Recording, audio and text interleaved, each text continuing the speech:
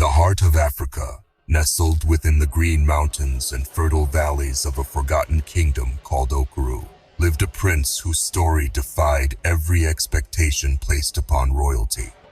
While others sought glory in battle or power through alliances of marriage, Prince Adewale, son of King Olorun and Queen Moreni, chose a path few dared to walk, one of celibacy, solitude, and service to his people.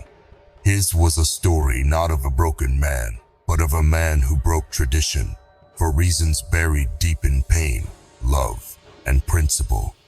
The kingdom of Okuru. Okuru was not vast in size, but mighty in spirit.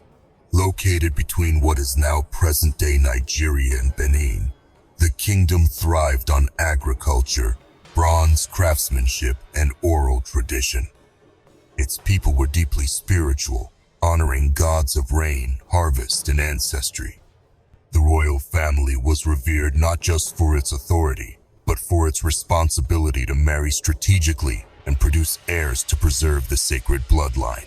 Every prince was expected to marry by his 21st birthday. Prince Adewale, born under a rare blood moon, was seen as blessed and burdened. At his naming ceremony, the kingdom's oracle whispered to the queen, "He will love deeply, but never Wednesday his heart will carry the weight of many, yet beat for none." The queen dismissed the prophecy. The prince was only a boy, brilliant, spirited, and joyful, but fate, as it often does, was already writing his story. Early years, a heart full of fire. From a young age, Adewale stood apart. Unlike his brothers, he did not crave the sword or show off to the maidens of the court. Instead, he spent hours listening to elders tell stories under the baobab tree, visiting blacksmiths to watch them forge beauty from flame, or sneaking into the market to hear the voices of his people. He was beloved, not for royal pride, but for his humility. He spoke to servants by name, wept at funerals, and danced barefoot with the children during the Yam festival. At 16, he met Zainabu, the daughter of a poet who had traveled from the northern Sahel. She was wise beyond her years, and her voice was like wind over still water. The two were inseparable, and for the first time, Prince Adewale seemed to follow the royal script. Their love was whispered about, celebrated even. But the joy was short-lived. The tragedy that shaped a life. During a diplomatic journey, the prince and his royal guards were ambushed by rebel forces who opposed the monarchy. It was meant to send a message. Zainabu, who had begged to travel with them, was killed while shielding the prince from a blade. He survived, her blood on his hands, her final breath whispering his name. He returned home a different man. The fire in his eyes dimmed. He spoke less, laughed rarely, and avoided courtship rituals altogether. When his 21st birthday came, and the royal council insisted he choose a bride, he stood in the royal square and declared, "I shall not marry. My life is not mine alone to live in luxury. Let my love for my people be my legacy, for my heart is already buried in the earth with the woman I once loved." Defiance of tradition. The kingdom was stunned. No prince had ever refused marriage. The queen wept for her son's grief. The king, though torn, respected his son's resolve. But others were not as understanding. The royal council accused him of weakening the throne. Priests warned that breaking tradition would anger the gods.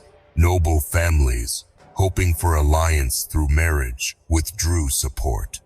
There was even talk of disinheriting him in favor of his younger brother, who had already fathered 2 sons. Yet Adewale remained firm.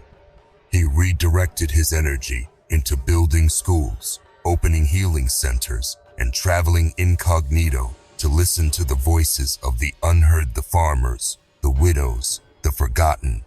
He was unmarried, but never alone. He belonged to his people. Years of service and wisdom. Decades passed. The prince aged, but he did not waver.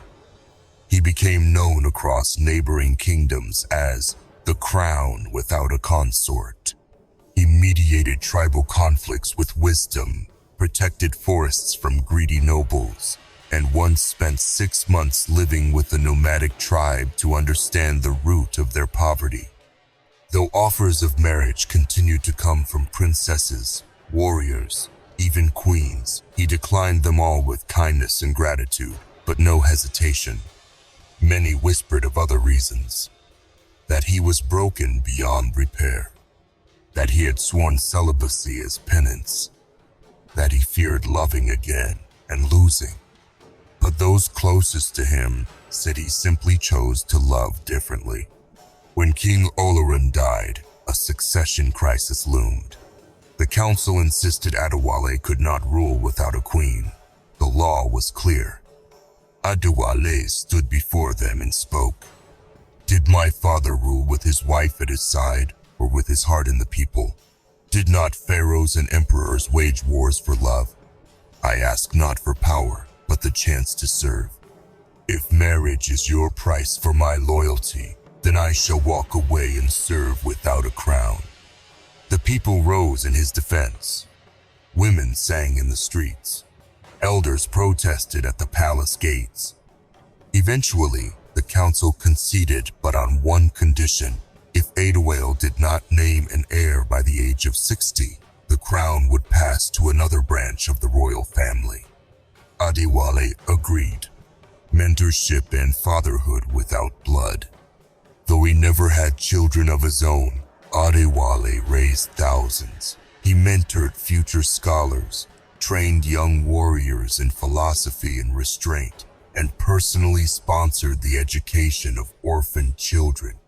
One such boy, Tomiwa, a child of no noble birth, grew close to the prince.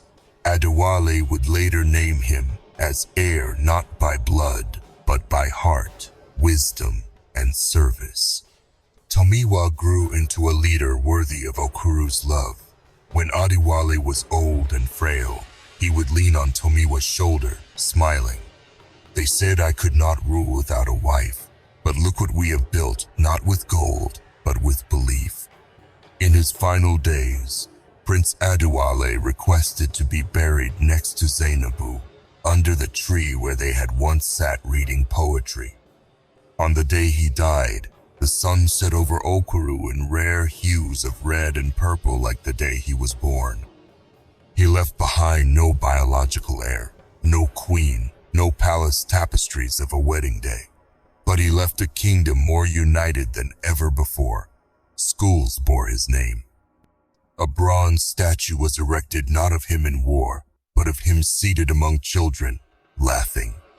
His last words, written in a journal beside his bed, were simple. To marry is beautiful, but to serve is sacred. My love never died, it simply multiplied.